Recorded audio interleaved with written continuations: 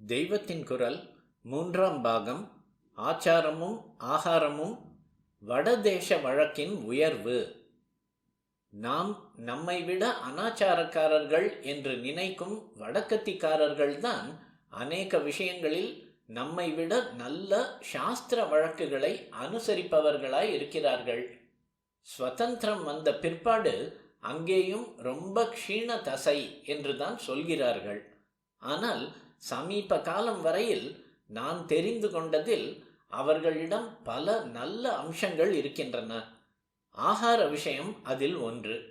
இத்தனை புளி, மிளகாய், பெருங்காயம் என்று நாம் வைத்து கொண்டிருப்பது போல அங்கே இல்லை. இதெல்லாம் ராஜசத்தில் சேர்ப்பதுதான். இதில் பெங்காலை குறிப்பாக சொல்ல வேண்டும். மத்ஸ்ய பிராமணால் உள்ள ஊராச்சே என்றால் அது மத்ஸ்யம் உண்ணும் பழக்கம் முன்னேயே சொன்னார் போல் ஒரு நிர்பந்தத்தில் ஏற்பட்டது. நாங்கள் பெங்கால் போயிருந்த போது அவர்கள் ஆகார வசதிகளுக்கு ஏற்பாடு செய்திருந்தார்கள். அப்போது பெரிய முகாமாக மடத்து ஜனங்கள் போயிருந்தோம். அவர்களும் சளைக்காமல் 400-500 பேர் சமைத்து சாப்பிடுவதற்கு வேண்டிய சாமான்கள் கொண்டு வந்து வைத்திருந்தார்கள். ஆனால் அதில் புளி இல்லை.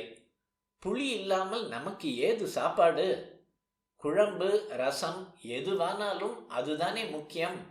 அவர்களுக்கோ கோதுமையும் டாலும் பருப்பும் இருந்தால் போதும். பெங்காலிகள் அரிசி சாதம் சாப்பிடுபவர்கள்தான் என்றாலும் ரசம், குழம்பு போட்டுக்கொள்ளாதவர்கள். அதனால் அவர்களுக்கு புளியே தேவையில்லை. நாங்கள் புளி வேண்டும் என்று கேட்டோம். உடனே எங்கேயோ 4-5 மைல் போய் அங்கே இருந்த புளிய மரத்திலிருந்து கொஞ்சம் பச்சை காயை பறித்து கொண்டு வந்து கொடுத்தார்கள்.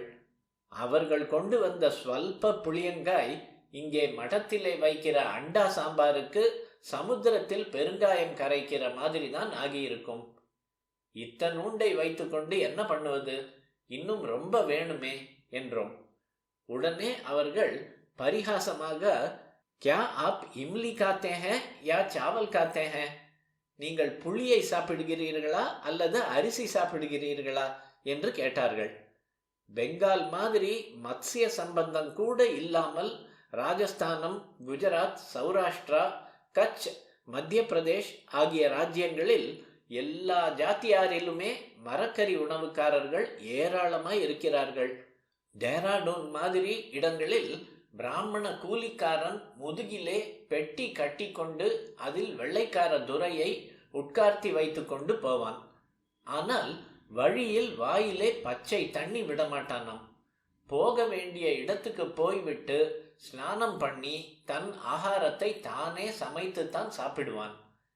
தர்வான், வேலைக்காரி முதலியவர்கள் கூட எஜமான் வீட்டில் நாயாக உழைத்தாலும் அந்த வீட்டு சாப்பாட்டை சாப்பிடுவது கிடையாது என்பதே வடதேசத்து வழக்கம். ஜாதியில் உசத்தி தாழ்த்தி சொல்லிக்கொண்டு தாழ்ந்தவன் வீட்டில் உசந்தவன் சாப்பிட்டால் என்ன என்று கேட்டுக்கொண்டு எல்லாவற்றையும் குழப்பி பல பட்டடை பண்ணுவதுதான் சீர்திருத்தம் என்று இங்கே நாம் நினைக்கிறோம் என்றால், அங்கே தாழ்ந்த நிலையில் உள்ள வேலைக்காரன் கூட உயர்ந்த நிலையில் உள்ள முதலாளி வீட்டில் சாப்பிடுவதில்லை என்று இருக்கிறான். இப்படி ஜாதிக்காக இல்லாமல் ஸ்வயம்பாக்கம் என்ற நியமத்துக்காக என்று வைத்து கொள்ளும் போது சண்டையும் இல்லாமல் இருக்கிறது. வடக்கே சம்பந்திகள் வீட்டில் கூட ஜன்மத்திலேயே ஒரு நாளாக கல்யாண தினத்தன்று மட்டும்தான் சாப்பிடுவார்கள். அவனவனும் தன்னை பியூராக வைத்துக்கொள்ள பாடுபட்டு கொண்டிருந்தாலே எல்லாருக்கும் க்ஷேமம். இதிலே ஒரு அங்கம்தான் பிரத்தியாரால் அந்த பியூரிட்டிக்கு கெடுதல் வந்துவிடப் போகிறதே என்று ஜாக்கிரதையாக அவர்களுடைய ரேடியேஷன் ஆகாரத்தில் படாமல் தன் சாப்பாட்டை தானே பண்ணிக்கொள்வது. சாப்பாட்டு விஷயத்திலே ஜாதி முதலான அம்சங்களுக்கு இடமே இல்லை. இந்த சமத்துவத்துக்காக யார் சமைத்தாலும் எல்லாரும் சாப்பிட்டாக வேண்டும் என்று பண்ணி ஜனங்களின் பர்சனல் பியூரிட்டியை பாதிக்க வேண்டாம். ஜாதி கூடாது என்று ஆரம்பத்திலிருந்து இப்படி சம்பந்தம் இல்லாத விஷயங்களிலெல்லாம் கூட ஜாதியை கொண்டு வந்து அதில் அபேதவாதத்தை நிலைநாட்டுவதே எல்லாவற்றையும் விட முக்கியம் என்பதாக விஷயம் தெரிந்து கொள்ளாமல் செய்து வருகிறார்கள். ஒருத்தர் சமைத்து இன்னொருத்தர் சாப்பிடுவது என்கிற போது சாஸ்திரத்தை பார்த்தால் ஒரு விதமாய் இருக்கிறது. சீர்திருத்தக்காரர்கள் சொல்வது இன்னொரு விதமாய் இருக்கிறது. மேல் ஜாதி கீழ் ஜாதி என்று தப்பாக நினைத்து கொண்டு நீ சாப்பிடலாம் நீ சாப்பிடக்கூடாது என்று வித்தியாசம் பார்த்தால் சிலருக்கு கஷ்டமாயிருக்கிறது. இதிலே மேலும் இல்லை கீழும் இல்லை. அவரவர் காரியம் ஒழுங்காக நடப்பதற்காக அந்தந்த காரியத்துக்கு அனுகூலமாக நியமங்களை வித்தியாசம் செய்திருக்கிறது. வித்தியாசத்தை எடுத்தால் எல்லாம் கலந்து குழம்பி போய்விடும் என்று நினைக்கிறவர்களுக்கோ சமத்துவம் என்று சொல்லப்படுகிறதை பின்பற்றினால் கஷ்டமாய் இருக்கிறது. அதாவது எவர் பண்ணி போட்டாலும் எல்லாரும் சாப்பிடலாம் என்றால் சிலருக்கு கஷ்டமாயிருக்கிறது. சாப்பிடக்கூடாது என்றால் சிலருக்கு கஷ்டமாயிருக்கிறது. கஷ்டம் என்கிறது சண்டையாக ஆகிறது. காரியத்துக்குத்தான் ஜாத்தியே தவிர சண்டைக்கா வைத்திருக்கிறது? அதுவும் சாப்பாட்டிலே சண்டை என்றால் வேதனையாய் இருக்கிறது. இதற்கெல்லாம் ஒரே சொல்யூஷன் ஸ்வயம்பாக்கம்தான் என்று தெரிகிறது.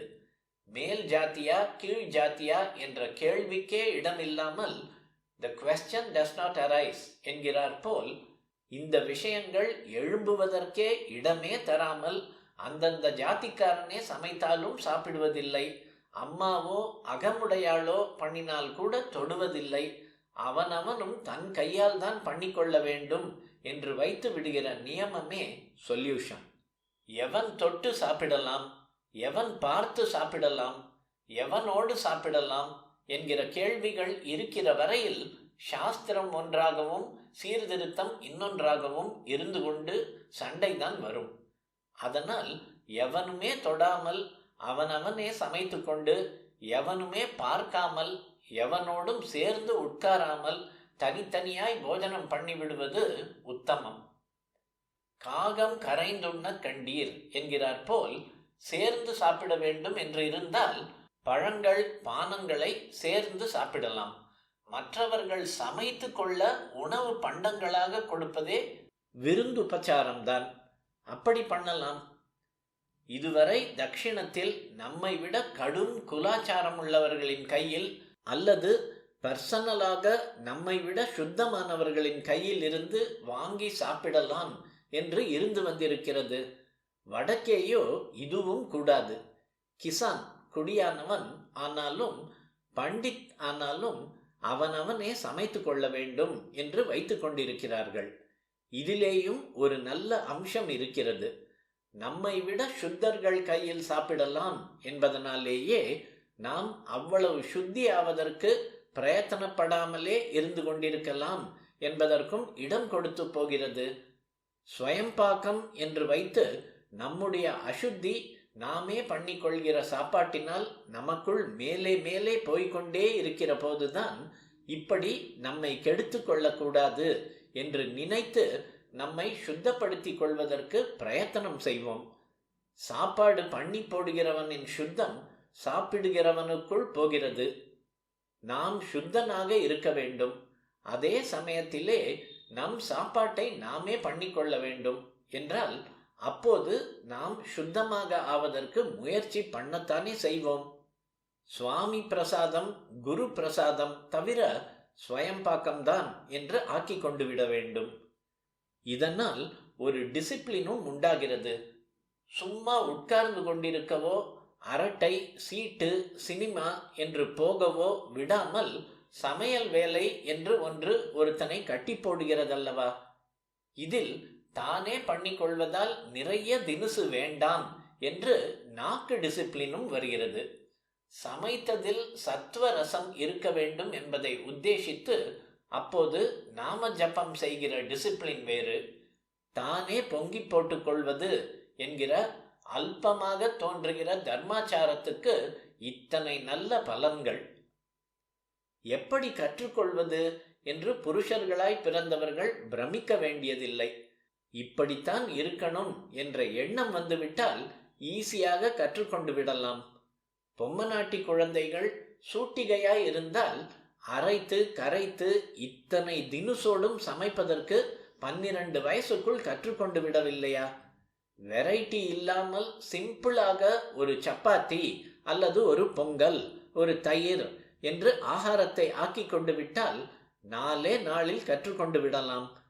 என் அபிப்பிராயம் 15 நிமிஷத்தில் தயாரிக்கக்கூடியதாக ஏதாவது ஒரு சிம்பிள் ஆகாரத்தை புருஷர்கள் அத்தனை பேரும் தெரிந்து கொண்டு தாங்களே அதை பண்ணி போட்டுக்கொண்டு சாப்பிட வேண்டும் என்பது.